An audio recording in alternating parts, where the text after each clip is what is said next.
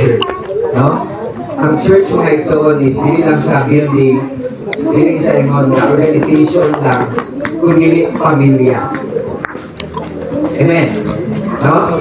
So, one of the core values mga igsoon, of course, naman ta sa ang karatula is river of life, no? Pero, behind that mga igsoon is a relationship. Hindi naman siya ingon nga, ay, naman ko diyan nagsimba, ay, naman ko diyan na nag-church, or naman ko diyan nag-visit. No, it's not all about that. Nakakadiha because you are the member of that family church. Amen? You're not only a member, but also a part sa maong church. So, that means mga igsoon, para ka nato, masakta nato, kung sa atong core values, no? And the number one value, core values nato is, of course, the Lordship. I-explain ako ni tungkol kay gusto na ako masakta nato ka. Gusto ko sa biday ang tumong sa simbahan. Gusto rin tumong sa ato ang kining organization, kining community. No? Number one mga igsoon is Lordship. Si Lord ang hari sa atong simbahan. Si Lord ang hari sa atong family, sa ato ang church. Amen? Dili ang pastor, dili ang mga leaders, dili ang inuan, kundi si Lord. That's number one. Number two is evangelism, the conduct of evangelism. No? Manang, you can invite your friends. Mag-invite ka sa mga friends. Sige ba tayo? Nag-evangelize ka. You're starting. Nag-evangelize ka sa mga friends. And then, after na, mo siyang i-share, mo siyang i-invite, and start na ako share about kay God, that's discipleship. That's number 3 na core values natin. Ano na tayo discipleship. And then, leadership. No? Mag-create tao, mag-raise tao mga leaders for the next generation. Ako, one of the leaders na nahimong example. Pag-wala ni mama, kasi may bukulin. Pag ako, pag-wala, kasi may bukulin ako. So, nahay leaders. No? So, importante na siya na maging part na siya sa ato ang core values as a church. And then last thing, very important, is the family. Amen? As a church members, as a family, no? Sa ka kining community, is dapat mabati na ito. Member ka. Family ka. Member ka family, open. No? Wala yung nga sila, mga diha, na. Hindi, open ka. Na ma-feel po sa mga visitors na to, na family. Wala ka sila. So, that's why naman, so ako din siya di-open kay dapat masakta na to ang core values na to. So, ikaw, naka-part, ako naka-part. Okay, we are one in the body of Christ. Although, sa nata, pero isa ang akong ugat. Ang akong ugat, ang akong root is si Jesus. Amen? We are branches. So kung ikaw, dahil po namin mo ang purpose. Pero part ka sa kahoy. No? Masagtan nato na. So, gano'n nakakaroon? Gano'n naging unanita? Eh nga naman, we do this because we value family. Amen? Importante yun ang ato ang mga kanimalay. Magnanod ka mga isuot before ka na magsugod sa glosot mo. Let's pray. No? Ayaw mo distract ng mga kadiri or tuloy sa nasa kapwilit ng worship kay Lord. Amen? So, ikaw maligo ka niya dito, mag-worship ka kay Lord, go ahead. So, let's pray. Father, we thank you, Lord, for this moment and you have that for us. And thank you, Lord, for the privilege, Lord. As a family, we believe dito mo nga ikaw ang nag-design, ikaw ang nag-invento, Ginoo, sa buong pamilya o Diyos. So, Lord, as we dive your word today, Lord, help us, Lord, to understand kung sabihin ka-importante, Ginoo, ang pamilya, Lord. So, Lord, we invite your Holy Spirit na mag-manifest, magpasabot ka na mo, Diyos. Samtang kami, Ginoo, maminaw sa mga pulong. Salamat, Lord, ibig ka na po kayo mga pagagamiton. Speak to us, Lord. Nga ikaw ngayon, Lord, ang makita. Ikaw ngayon, Lord, ang ilhang madunggan. Hindi ako, Lord, hindi ang ako ang pagka-ako, Diyos, kundi ang imong pagka-Diyos, Lord, ang ilang makita. Sila ang kinabuhi today. In Jesus' name, Amen and Amen. Magpangikot na mga igsoon. At kaisgutan ang life of Noah. I believe na si Noe, sa Bisaya pa Noe, ay Noah. Masaya na to kung unsa siya, no? Usa sa katao mga igsoon na mabinuhanon sa Dios. So, in the book of Hebrews, kung makita nato ang picture, wala ang family ni Noah. Na the moment na ipasulod na nila ang mga animals, no, sa ark, kung kay abot ang time na lulupon sa Dios ang tibuok kalibutan. Dili lang ni sa part lang ha, ang lulupon, di whole world. So, kung makita na to, busy ang iyang pamilya. Nagkinabangay. No, ako ba? Sina, ito tanong, may balay pa. Balay pa, milyon. Nabukas yung balay dito, o kaya nagkita. No? Ako rin pa niya, may buhat. Nagkinabangay sila sa family. So, in Hebrews 11 verse 7, right so, tungod sa pagtuo, take note, tungod sa pagtuo, hindi tungod sa iyong kahawas. Nakait ibang family mo na isoon, hindi tungod kay gusto niyo. So naman na ito ang kinaburi ni Noah. Iyon kasi, tungod sa pagtuo, naminaw si Noe sa pangimangno sa Diyos kaniya, may tungod sa may tabo, bisan wala pa niya makita. Actually, si Noe mga isoon, wala siya idea sa flood. Wala siya idea sa baha. Kaya wala din sukat-sukat, wala ko pinitabo ng baha. And then, the very worst mga isoon, wala siya kailan arka. Kita na kailan arka tungod kay sa wala pa ka na tao, nananagad ka. Pero si Noe mga isoon, first time pa, nakita ko siya hindi na Noe, makamit or makita sa kasaka. Now, pero kung sa'yo hindi buhat, pinaagi siya pagtuo, ituman siya. Ngayon, padayon ka, yun siya guys, busa, nagbuhat siya o arka, aron naluwas siya o kapiyang pamilya. So ikaw pa nasa father, dapat dahil ka lang kung yung magpatinumanon sa Ginoo, kaya naman, naabot sa ako mga kamot, nakasalalay, ang kanilasan ko sa ako kung balay. Hindi na ko sila iduol sa Ginoo, hindi na ko sila isalig sa Ginoo, salvation will not come sa ilahang mga kinabuhi. Iyon pa din, kung tungod sa pagtuo ni Noe, na pagkatudan na makasasala ang pinuong katauhan, apan siya iisip sa Diyos na matao. So, ato ba malandungan mga igsoon na ang ato ang part as a member of family? Take note. Either asawa man ka, either pana man ka, or either anak man ka karon. Pero sa mananong sa ato, basta kay part ka sa pamilya mga igsoon, I hope na masakta na ito eh. Ha? I hope na hindi na tapuro ka ba? This is the only thing. I hope na hindi na tapuro kayo. Hindi na tapuro o paningkamot. No? Kung hindi ka na sa nato ang atong mga panimalay mga igsoon. No? Actually, in Okta research mga igsoon, adunay 28 couples per day mag-anal. Kung yung mag-anal mga igsoon, pahiling na siya mag-separate. Imagine 28 couples. 28 couples per day mga igsoon. Sa ibang world na, maghimo mag-file of annulment sa itong mga dato. Pero itong mga walay kwarta, nagkikaingon nga sumak kami lang bahay. No? Nganong naman iunahan ang mga dahita po mga igsoon? No? Amahan, wala na nila nagpapanan sa ilang pagkaaman. Ang ilahan, wala na nila po na nahimo ang ilang pagkainahan. Ang mga anak, nahimo na rebelyoso. That's why, wala ito yung result. Lalo na yung mga couples, lalo na yung mga pamilya, na nahimo nang na-broken. No? O nakakita mga igsoon, yabali bigato ang ako ang family. Ngayon naman, design kini sa inyo. So, ako isip ang hand. Kasi makita ko ba na? How did it work?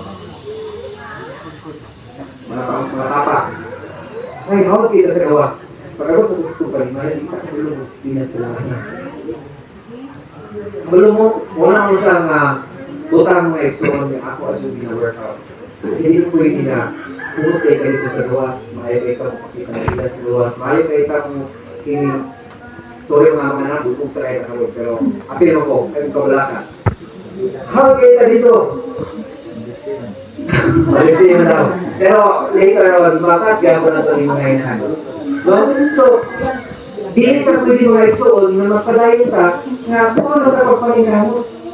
Try to look at your family, try to look at your baby, yung mga anak, your wife, sa status niya. Try to check, Han, babe, or Han, minsan may kawagan niya sa mga barang na sipasaw. Kumusta?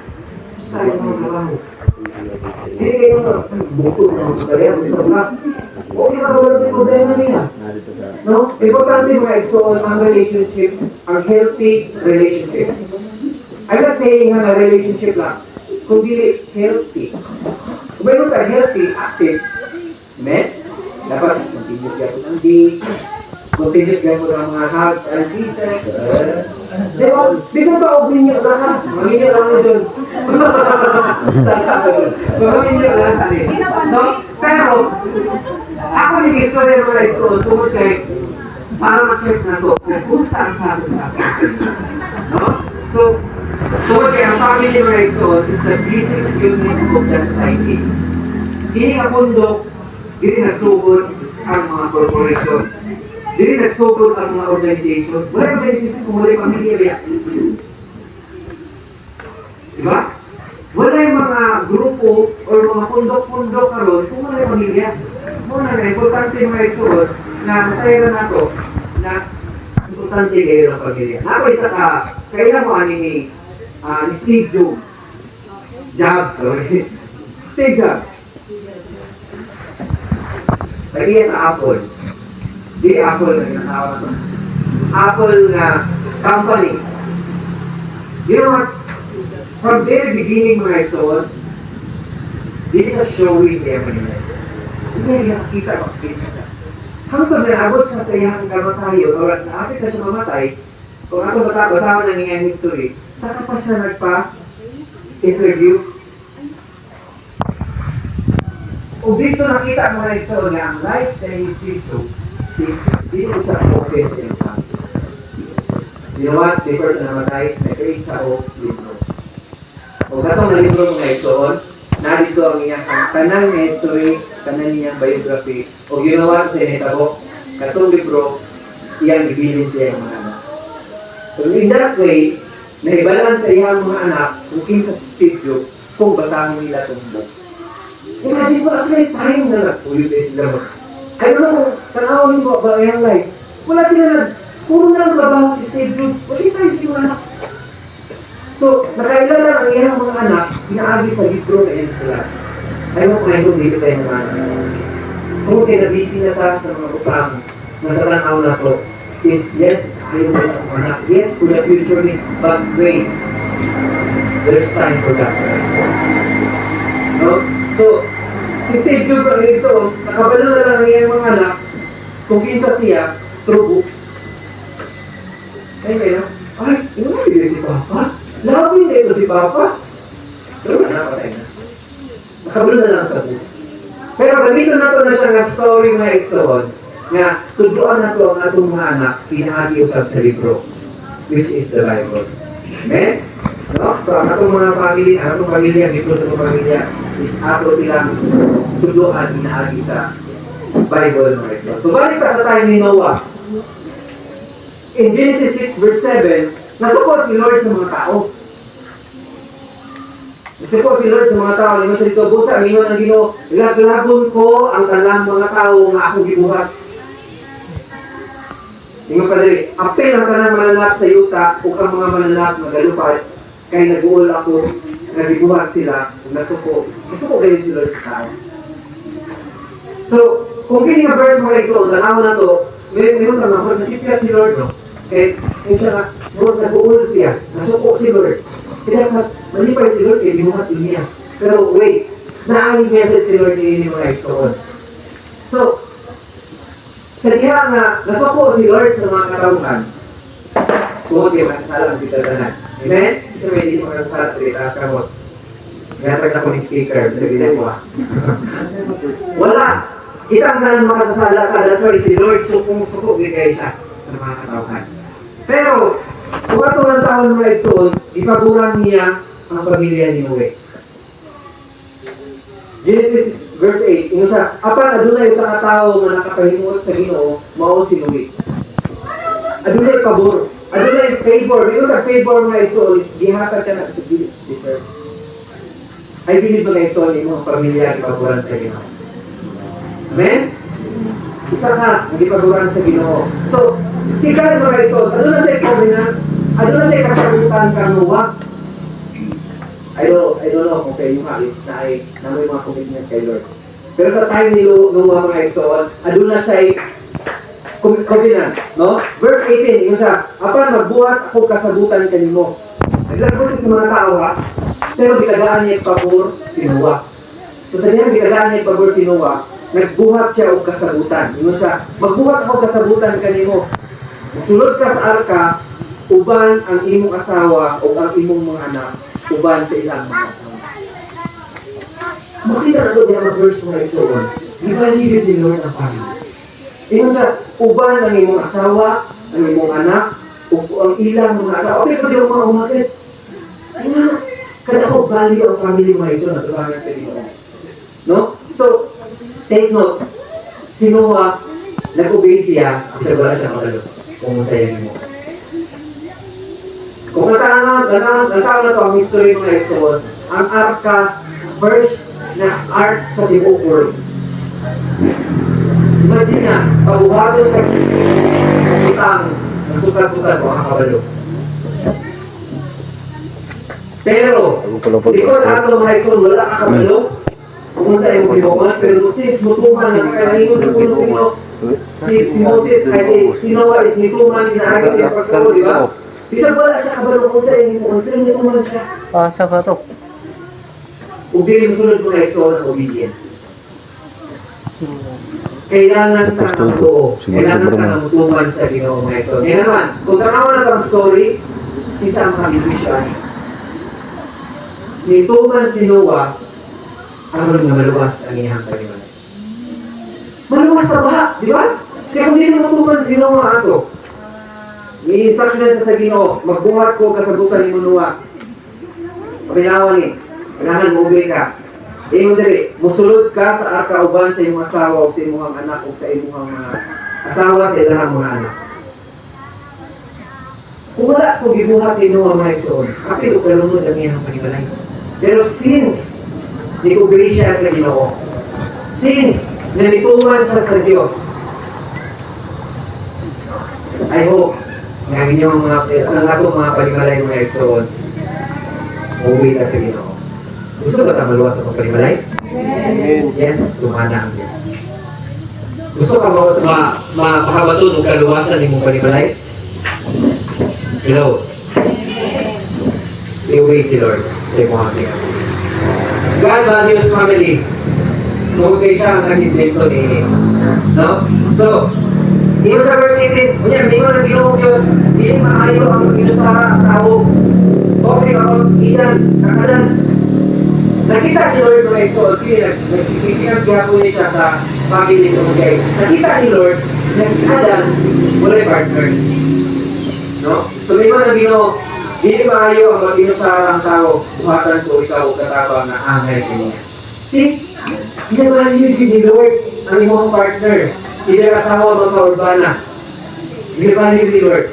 No? Ipakita na lang yan sa Genesis. Ay importante ay ang ako ang mga partner. Hindi ka na yung partner. Mga partner, hindi ka na yung katapag. Mga partner. Importante na mga igsoon. No? Ipakita sa Ginoo nga si Adan, dako sa trabaho niya. Kung matawa na ito ang Genesis, dako ito trabaho ko si Adan. Siyempre, nagkatiman sa mga manak. Pero, siyempre, nagpakalan sa mga manak. Kaya manak sa kalibutan. Masalamat na lang yung tanong na, wala pag ibuhat si Iba. Kaya kung nana si Iba atong nana ko ang mga hayop, kasi kung mga hayop, may mga hayop din is mahimong mga babae yung pangalan. Kasi iba man ang nagpangalan. Pero pwede mga hayop na ito si Alan, ang nagpangalan ani. So nakita sa Ginoo mga igsoon na kailangan niya ang partner. No? So, that's why ina yung asawa. Yung asawa niya, ina yung asawa. And you're good na favor binigay kay Lord. Right? No? So, favor binigay kay Lord, favor binigay sa Ginoo. So, ganun pa ang Proverbs 18:22. Kung nakapangasawa ka, take note ha, sa mga bana. Take note. Kung wala yung bana rin, naiyak niya. Tingnan. Ayun na, Proverbs 18:22. Mali po. Tanawa. Kung nakapangasawa ka, nakaangkon ka kaayuhan. Wow! Blessing! Amen? Iba pa dahil, o nagpadayag ka na maayo ang Ginoo kanina. Dili na aksidente nga yung pangasawa niya o nabana ka niya. Kaya, akiyas na to kaya isa maguna ko. No. Inaay sa tao is mali. Pero sa mata sa Diyos mga igsoon, di basta mamudaan sila. Yun ba? Kung nakapangasawa ka, nakaangkon ka tayo ka. Wala mga bano, nakita ng mga bano, pag may mo yun. Hindi ba nakayuhan ang inyong asawa? Ha? Wala mo tayo pamahay.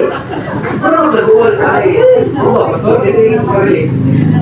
No? So, pero ang Proverbs na ingon, ang Bible na ingon sa kung nakapangasawa ka, nakaangkon ka kayuhan. Kung ebidensya na, ingon pa rin ebidensya, nagpadayag ka na maayo ang Ginoo kanina. Parang pag mga bana, tanan. No? So, maging happy yun ang partner. Maging happy yun ang lalaki. Amen? Kung na ay partner. Ano saying nga kung mayroon tao, single ka for a lifetime, go. Kung parang na ang imuhang go. Ano saying nga, mag-ibig ka. Pero, ano saying ko nga, hindi alam ka magpabilis ka. Paano ba, tinuon niya ng story. Ang lalaki, nalipay gulod na ang asawa. Ha? Hindi mo po ba? Hindi mo mga ba? Hindi mo mga ba lagi? Mag-away. Record. Dumog dia. Hindi siya. Ay, nandun mo sa 500 peso din. Makita. Bukul kayo diya si Binigno. Ay, Binigno. Pwede, ulo yun. Pinagin sa akin. Tinunod yun. Tumakul dito mo din sa akin. Pero sa dihang, naabot si Kore. Oh, di ba? Maripaya. Abot, dumda lang yung kalipay. Abot, dumda lang yung kalipay. Nung nagsuon sa dihang, naabot ang iyang partner. Pero kung tayo nga siya, ilasara lang, wala ba siya? Pero sa dihang, naabot si Kore sa iyang kinabukin. Wow, di ba? Happy yan. Actually, tinawag yung mga igsoon. Tingnan mo, wife, you're good talaga. Oh? You're good talaga. No? So, gusto ko sabihin kanina yung mga igsoon, hindi na saying. No? Gusto na akong naibilin sa inyo na saying. Finding a wife is a finding something good from the Lord. No? I hope na masaktan na ito mga igsoon. So, in the book of Psalms, ingon pa ang Psalms 123, ang mga anak ko sa gasa ko panalangin. Mayroon daw, sipit na ako buwan, wala man ito na mga pangkong kasipit. Huwag na function na mga sila ka na. Family planning or something anak. Sipit na rin, no? Sa imo nga, balik na. Sa imo nga, is nasipit ka. Sa imo nga, is kumbaga, aksidente.